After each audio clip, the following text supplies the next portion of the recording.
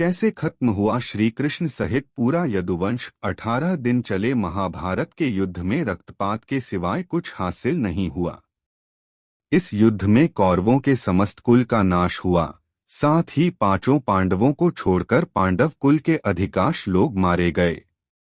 लेकिन इस युद्ध के कारण युद्ध के पश्चात एक और वंश का खात्मा हो गया। वो था श्री कृष्ण जी का यदुवंश। गांधारी ने दिया था यदुवंश के नाश का श्राप। महाभारत युद्ध की समाप्ति के बाद जब युधिष्ठिर का राजतिलक हो रहा था, तब कौरवों की माता गांधारी ने महाभारत युद्ध के लिए श्री कृष्ण को दोषी ठहराते हुए श्राप दिया कि जिस प्रकार कौरवों के वंश का नाश हुआ है, ठीक उसी प्रकार यदुवंश का भी नाश होगा।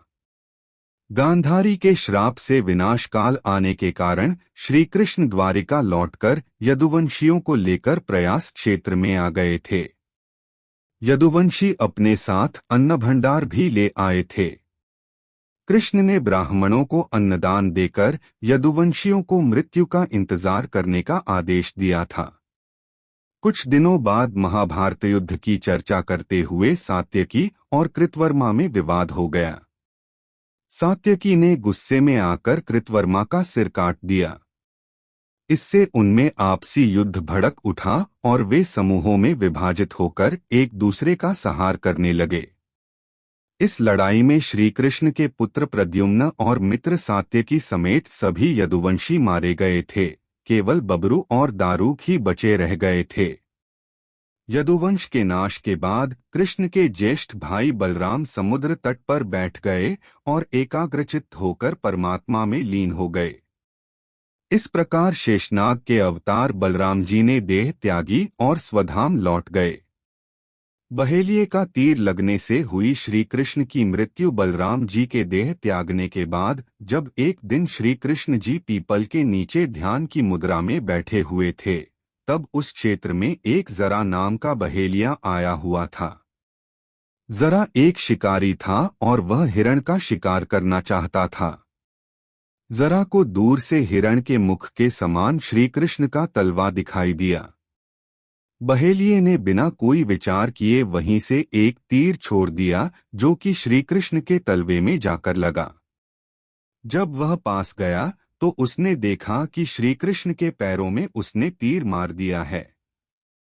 इसके बाद उसे बहुत पश्चाताप हुआ और वह क्षमायाचना करने लगा। तब श्री कृष्ण ने बहेलिये से कहा कि जरा तू डर मत, तूने मेरे मन का काम किया है।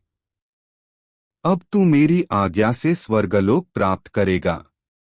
बहेलिये के जाने के बाद वहां श्री कृष्ण का सारथी दारुक पहुंच गया।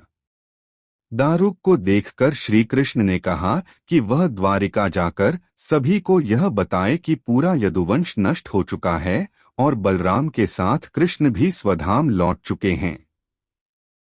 अत सभी लोग द्वारिका छोड़ दो, क्योंकि यह नगरी अब जलमग्न होने वाली है। मेरी माता, पिता और सभी प्रियजन इंद्रप्रस्थ को चले जाएं। यह संदेश लेकर दारुक वहां से चला गया। इसके बाद उस क्षेत्र में सभी देवता और स्वर्ग की अप्सराएं, यक्ष, किन्नर, गंधर्व आदि आए और उन्होंने श्री कृष्ण की आराधना की।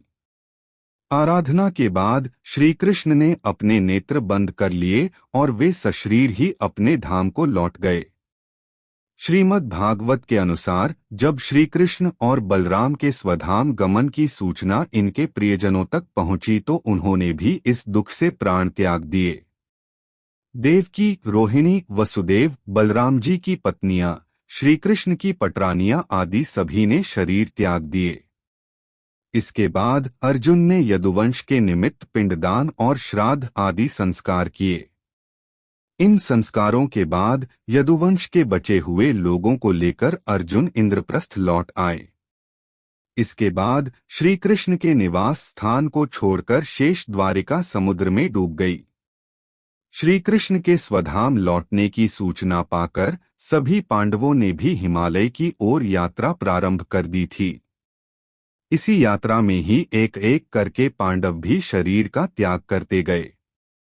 अंत में युधिष्ठिर सशरीर स्वर्ग पहुंचे थे। वानर राज बाली ही था। जरा बहेलिया संत लोग यह भी कहते हैं कि प्रभु ने त्रेता में राम के रूप में अवतार लेकर बाली को छुपकर तीर मारा था। कृष्णावतार के समय भगवान ने उसी बाली को जरा नामक बहेलिया बनाया और अपने लिए वैसी ही मृत्यु चुनी जैसी बाली को दी थी। हरे कृष्ण, राधे राधे।